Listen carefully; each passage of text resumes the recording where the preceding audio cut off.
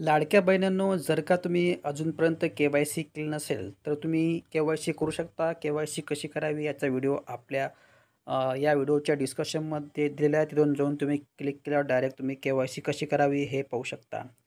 आणि जर का तुम्ही के-वाय-सी केलेली असेल, तरीसुद्धा तुम्ही या या ठिकाणी अपात्र ठरू शकतात. आता ते अपात्र कसं ठरू शकतात याची माहिती आपण या व्हिडिओमध्ये पाहूया. त्यासाठी व्हिडिओ तुम्हाला शेवटपर्यंत पाहायचा आहे आणि जर का तुम्ही आपल्या चॅनलवर नवीन आले असाल, तर अशाच प्रकारच्या व्हिडिओसाठी आपल्याला सबस्क्राईब करून ठेवायचं आहे. सो मित्रांनो, जर का तुम्ही अजूनपर्यंत के-वाय-सी केलं नसेल, तर के-वाय-सी करून घ्यायची आहे आणि ज्यांनी आतापर्यंत के-वाय-सी केलेली आहे, त्यांच्यासाठी सुद्धा हा महत्त्वाचा व्हिडिओ आहे.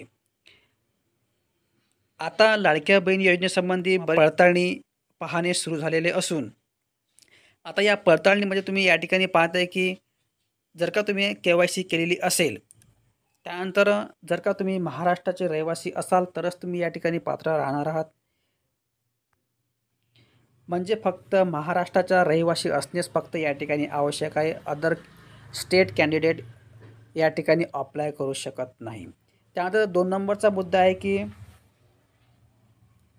राज्यातील विवाहित महिला, त्याचप्रमाणे विधवा, घटस्फोटित, परिपक्त्या आणि निराधार महिला तसेच कुटुंबातील केवळ एक विवाहित महिला. म्हणजे या या ठिकाणी म्हणण्याचा उद्देश एवढाच आहे की जर का तुमच्या घरामध्ये कोणी विधवा आणि घटस्फोटित ह्या जर महिला असेल आणि घरातली एक अविवाहित महिला आणि सोबत एक विवाहित महिला, अशा फक्त 2च महिलांना या या ठिकाणी लाभ मिळणार आहे. आणि ज्या महिला विधवा आणि घटस्फोटित असतील त्यांच्यासाठी संजय गांधी निराधार योजना ही चालू असेल. त्यांना त्यांना या ठिकाणी लाडक्या बहिणीचा हप्ता मिळणार नाही. परंतु जर का एखादी महिला पी-एम किसान या योजनेचा लाभ घेत असेल, तर या ठिकाणी तिला ₹500 या ठिकाणी हप्ता येणार आहे. कारण की पी-एम किसान योजनेचा हप्ता ₹2000 असून आणि लाडक्या बहिणी योजनेचा हप्ता हा ₹1500 आहे.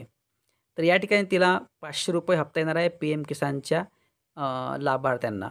त्यानंतर या ठिकाणी समोरचा मुद्दा आहे की किमान वयाची 21 वर्ष पूर्ण व कमाल वयाची 65 वर्ष पूर्ण होईपर्यंत, म्हणजे जर का तुमचे 21 वर्ष कमी असेल, जर का तुम्ही फॉर्म भरलेला असेल तर या ठिकाणी पडताळणी होणार आहे. त्यानंतर जर का तुमचे वय कमी भरलं असेल तर या ठिकाणी तुम्ही अपात्र ठरणार आहेत, जर का तुम्ही के-वाय-सी केली असेल तरी पण.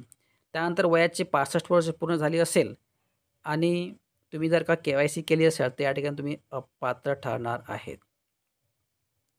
त्यानंतर समोरचा मुद्दा आहे की लाभार्थ्यांचे स्वतःचे आधार लिंक असणे, बँक खाते असणे आवश्यक आहे. जर का तुमचे आधार कार्ड हे बँकेशी संलग्न नसेल, तर या ठिकाणी तुम्ही अपात्र ठरणार. जर का तुम्ही के-वाय-सी केली असेल तर. तुमचे डी-बी-टी असणे आवश्यक आहे बँकेशी आधार कार्डसोबत. त्यानंतर या ठिकाणी समोरचा मुद्दा आहे 5 नंबरचा की लाभार्थी कुटुंब वार्षिक उत्पन्न 2.5 लाखापेक्षा जास्त नसावे. जर का तुमचे उत्पन्न 2.5 लाखापर्यंत जास्त असेल, तर या ठिकाणी तुम्ही जर का के-वाय-सी केली असेल, तर तुम्ही या ठिकाणी अपात्र ठरणार आहेत. कारण की 2.5 लाखापेक्षा जास्त उत्पन्न या ठिकाणी पहिलेच त्यांनी सांगितलेलं आहे की 2.5 लाखापेक्षा जास्त उत्पन्न नसावे.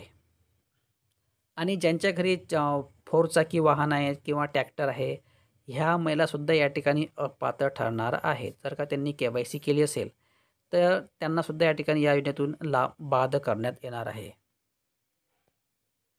त्यानंतर या ठिकाणी 4 नंबरचा मुद्दा आहे की सदर लाभार्थी महिला शासनाच्या इतर विभागामार्फत राबविण्यात येणाऱ्या आर्थिक योजनेच्या दरमहा ₹1500 किंवा त्या जास्त रकमेचा लाभ घेत असेल, तर या ठिकाणी ती महिला अपात्र ठरणार आहे.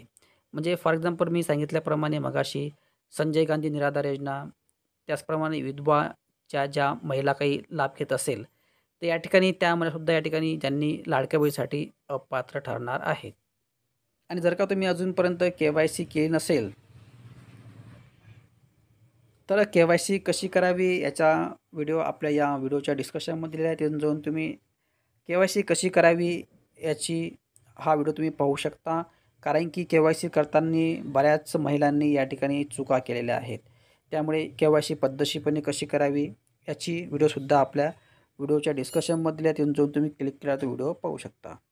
सो मित्रांनो, अशा प्रकारे हा व्हिडिओ असून जर का व्हिडिओ आवडल्यास लाईक करा आणि चॅनलवर नवीन आले असाल तर चॅनलला सबस्क्राईब करून ठेवा. आणि महत्त्वपूर्ण व्हिडिओ असून आपल्या बहिणींनासुद्धा शेअर करा. धन्यवाद. जय हिंद, जय महाराष्ट्र.